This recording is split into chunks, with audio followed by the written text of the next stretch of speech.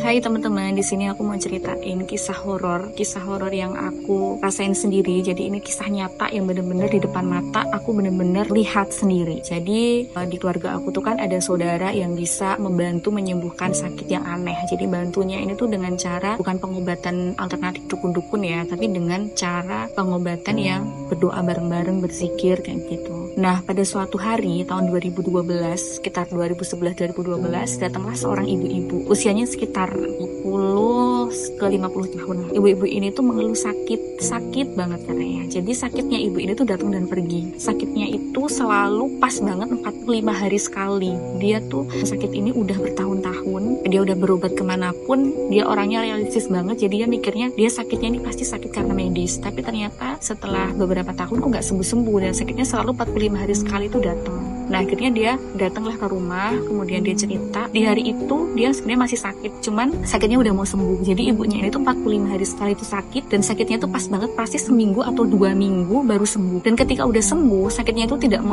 membekas sama sekali atau tidak meninggalkan bekas luka sama sekali. Padahal sakitnya tuh sakit kulit. Jadi sakit kulitnya tuh kayak kulit yang tersiram air panas, kemudian melempuh, kemudian membuat lukanya benar-benar kayak menganga gitu. Jadi lukanya tuh ada nanahnya, ada darahnya, jadi harus dibersihkan setiap hari, dan itu bau banget. Kemudian juga ibunya tuh bener-bener sampai gak bisa berdiri, sampai duduk aja harus dibantu. Jadi dia buang air besar, buang air kecil itu di tempat tidur. Nah ibu ini datang ditemani sama anaknya laki-laki dan anak perempuannya, dan itu juga dibenarkan sama anak laki-laki dan anak perempuannya kalau emang ibunya itu bertahun-tahun emang sakitnya tuh kayak gitu, emang gak normal gitu. Nah akhirnya setelah kita bantu doa, kita bantu zikir, ternyata sebenarnya ibu ini tuh sakit karena diganggu oleh makhluk goib. Jadi ada persaingan bisnis ternyata. Jadi ibu ini punya bisnis, kemudian ada kayak lawan bisnisnya ya. Sebenarnya bisnisnya ibu ini tuh kan toko. Lawan ini yang nyerang itu sebenarnya bukan sama-sama punya toko ya, tapi dia itu punya toko juga, cuman bukan toko yang sama kayak ibunya. Jadi misalnya ini kuliner, yang ini dari toko kelontong atau toko minimarket kayak gitu-gitu.